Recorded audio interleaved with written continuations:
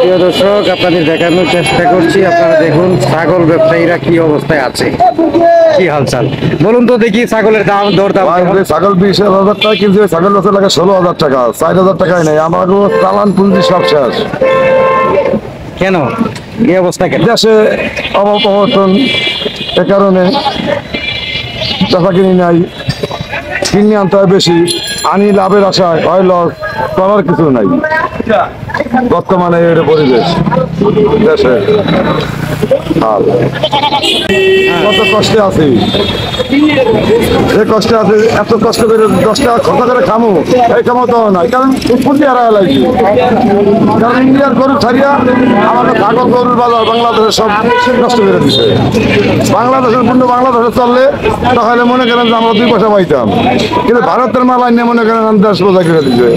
গরুওয়ালারও মরছে, ছাগলওয়ালারও মরছে। মাজা খারাপ করার মতো আর 2-4 বছরে এমন পরিবেশ নাই। এই অবস্থা আছে ভাই। আমরা গরিবের তো যারা মনে করেন যে বড় বড় চাকরি করে, এরা মনে করেন ঘুষ খায়, হাগো টাকা আছে। আর আমাদের নিম্ন ধরনের গরিবের একুলো নাই, ওকুলো নাই।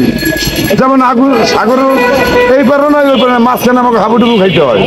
এই হলো আমাকে পরিবেশ। আল্লাহ তাআলা আমাকে এই পরিবেশে আলাইছে। আর সরকার বলে যে দেশ খুব উন্নত, দেশ উন্নত হয়েছে, ভারত উন্নত হয়েছে, বাংলাদেশে না। এই হলো আমাকে পরিবেশ। বাংলাদেশে চলতেছে, বাংলাদেশের পণ্য যদি বাংলাদেশে চলতো তাহলে আমাকে তো এই দুর্গত হইতো না। কাস্টমার খুব কম নামছে। হ্যাঁ, যেই মাল কেনা হলে 18,000, ওই মালের দাম বলতেছে 15,000। কিন্তু পাইকাররা খুব টেনশন আছে। হ্যাঁ, কালকে আল্লাহ বেসলে দেখা যাবে, খেলা হবে। আমার কষ্ট দেখা বেশি আর এখন একটু কম আছে। কত কিনেছেন? একটা কিনেছি 20,000 দিয়ে, এখন একটু কম, আবার সেজন্য আরেকটা কিনতে এসেছি। আচ্ছা, থ্যাংক ইউ।